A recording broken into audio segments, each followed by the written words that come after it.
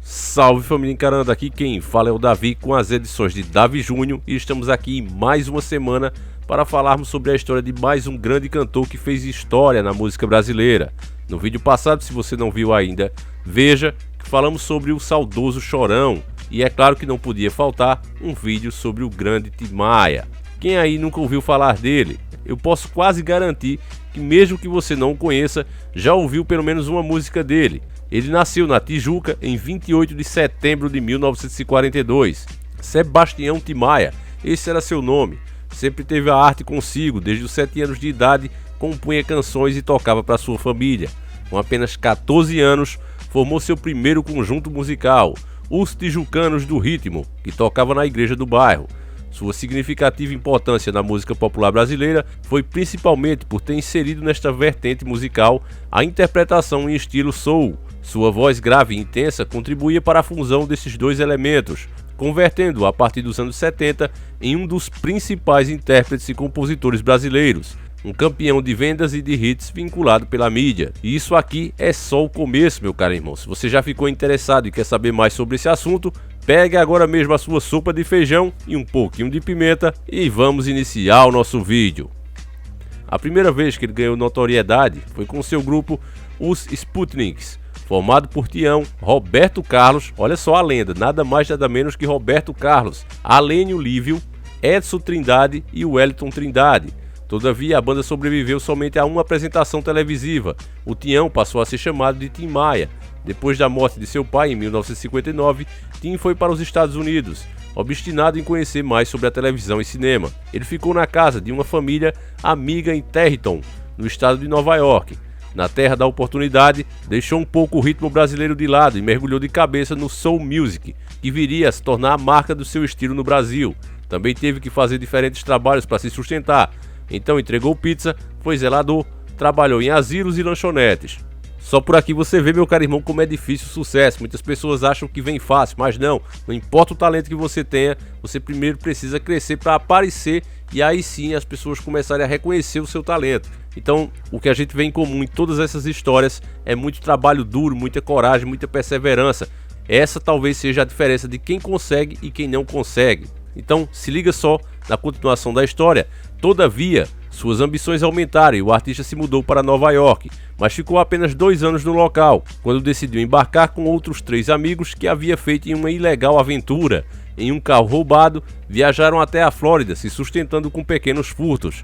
Chegando em Daytona Beach, Tim e os outros rapazes foram presos por porte de maconha. Maia teve sua primeira experiência com a droga ao lado das novas amizades. A prisão decretou o fim de sua jornada americana, que o fez voltar para o Brasil. Trabalhando em uma produtora, Tim compôs músicas para Erasmus Carlos e Roberto Carlos e preferiu o trabalho que resultava numa exposição menor, muito pela sua aparência, que acreditava não ser apelativa como a dos galãs, Tremendão e Rei. Depois de um tempo, decidiu que seu lugar era fazendo sucesso e apostou na carreira solo, que teve um ótimo início em 1970, após o lançamento do seu primeiro LP, Tim Maia. O cantor ficou 6 semanas seguidas em primeiro lugar na sua terra natal, graças a essa estreia, e com isso lançou o álbum Tim Maia Volume 2, Tim Maia Volume 3 e Tim Maia Volume 4. Todavia, a fama também revela o lado B de todo artista. Assim, seus problemas pessoais passaram a ganhar manchetes. Acostumado com uma vida simples, o dinheiro permitiu que Tim pudesse degustar literalmente o que quisesse a qualquer momento, e o cantor tinha uma fome descomunal. Com isso, o carioca começou a ganhar muito peso, tendo atingido medidas acima do que era considerável saudável ao longo de sua vida, tendo passado a pesar por volta de 150 quilos no auge da gordura. Certa vez, se internou em uma clínica de reabilitação para tentar resolver o problema da alimentação compulsória, mas não durou muito tempo. Fugiu do lugar dentro de um caminhão de leite e foi direto para a churrascaria Carreta, em Ipanema. Além da comida, Tim Maia era adepto de outros hábitos que não contribuíam para a sua saúde. Bebia muito e usava drogas. Seu drink preferido era o uísque e a droga que mais consumia era a maconha. Isso não impediu, entretanto, que fosse também usuário de cocaína por um bom período de tempo, assim como outros tantos artistas da época. Os excessos acabaram virando parte essencial da persona do cantor, que compunha em alusão a muitas das coisas que consumia, e animava os shows pedindo seus Bowrets, apelido criado por ele para os cigarros de maconha. Tudo isso teve uma trégua no período da imunização racional, uma seita que Tim começou a seguir depois de conhecer o líder da filosofia, Manuel Jacinto. Os integrantes do movimento se vestiam apenas de branco, não comiam carne, não fumavam, nem bebiam e muito menos usavam drogas. Basicamente tudo o que o cantor gostava de fazer. Depois de 2 meses e 2 icônicos e históricos álbuns gravados com a temática do universo em desencanto, Tim simplesmente decidiu que aquela vida não era para ele e acusou Jacinto de ser um charlatão e um comedor que usava da doutrina para iludir mulheres. Essa parte é bem polêmica, meus caros irmãos, porque até onde eu vi, essa história dessa seita era abrir mão das coisas materiais, prazeres e etc. Mas o cara fazia como os maiores charlatões que já se viu na Terra. Ele pedia que passasse as coisas para ele e usufruía dessas coisas. Quando o Tim percebeu isso, ele criou um desgosto muito grande com o lado espiritual. E talvez essa foi a sua maior falha. Uma coisa também polêmica é que amigos próximos do Tim Maia disse que ele fez belas músicas com a intenção de gravar um LP nessa época, com um tema totalmente diferente do que ele era, e a gravadora o proibiu através de força de contrato, porque segundo os amigos dele, eram as melhores músicas que o Tim Maia tinha feito, mas elas foram vedadas, foram inclusive lacradas para que ninguém tivesse acesso, porque ia destruir a imagem que o cantor tinha até então e que a gravadora teria investido muito para conseguir chegar onde ele estava. Então, infelizmente, isso é mais uma teoria da conspiração, já que não é comprovado, mas existe esses relatos. Então, de acordo com as obras que a gente tem de Tim Maia, se ele realmente fez algo melhor nessa época, que estava envolvido com a espiritualidade, deve ser algo realmente surreal. Mas continuando, falando aqui sobre os relacionamentos de Tim Maia, ele teve diversas mulheres ao longo de sua vida, e a maioria dos seus relacionamentos teve o jeito agressivo do cantor como fatores decisivos para o término. Tim também tinha problemas com os compromissos que fazia por conta de seus vícios. Muitas vezes não comparecia a shows e nem para gravações ou participações da televisão. Isso tudo foi minando a imagem do artista, que necessitava dessas coisas para manter a carreira relevante. Inevitavelmente sua popularidade começou a ser afetada e cada vez mais Tim se via em um abismo. Assim decidiu que era hora de cuidar da saúde e se internar em clínicas que poderiam ajudá-lo. Os anos passados foram decisivos para sua saúde, que já estava completamente decadente. Algumas curiosidades sobre esse grande cantor. A primeira é que Tim Maia nasceu no bairro da Tijuca, no subúrbio de Rio de Janeiro, e começou a escrever poesias ainda quando era criança. Tim Maia, como era chamado, escreveu suas primeiras canções aos 8 anos de idade.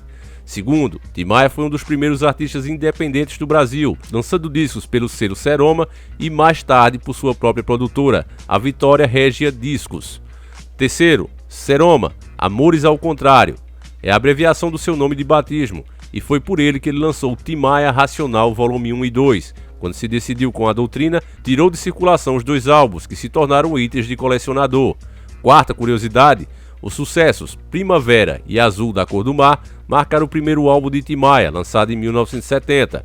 Quinto, em 1957 fundou o grupo de rock The Sputniks, em que cantou com Roberto Carlos. 6. Entre os anos de 1971 e 1973, lançou mais 3 discos e foi ficando famoso com canções dançantes, como Não Quero Dinheiro, Só Quero Amar. Sétima, nos sucessos Gostava Tanto de Você e Réu Confesso, foi pioneiro ao misturar samba e soul music. Tim Maia faleceu em março de 1998, aos 55 anos, depois de ter sido internado após passar mal no palco. Como diria o próprio cantor, eu não bebo, não cheiro e não fumo, só minto um pouquinho.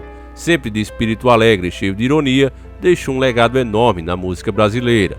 E é isso, meus caros irmãos, sem dúvida Tim Maia marcou uma história na música, mas infelizmente nos deixou cedo demais. Com toda certeza, se ele tivesse se cuidado um pouco mais e parado com seus vícios, ainda hoje estaria aqui fazendo grandes músicas. É uma coisa que os nossos vídeos têm deixado claro, a maioria desses grandes artistas, que ainda estão vivos inclusive, poderiam ter rendido muito melhor se tivessem se livrado dos vícios. Então, drogas, jamais, meus caros irmãos. A gente vai ficando por aqui, eu gostaria das suas sugestões sobre novos temas aqui nos vídeos, e a gente vai ficando por aqui. Fiquem todos com Deus, um abraço e tamo junto!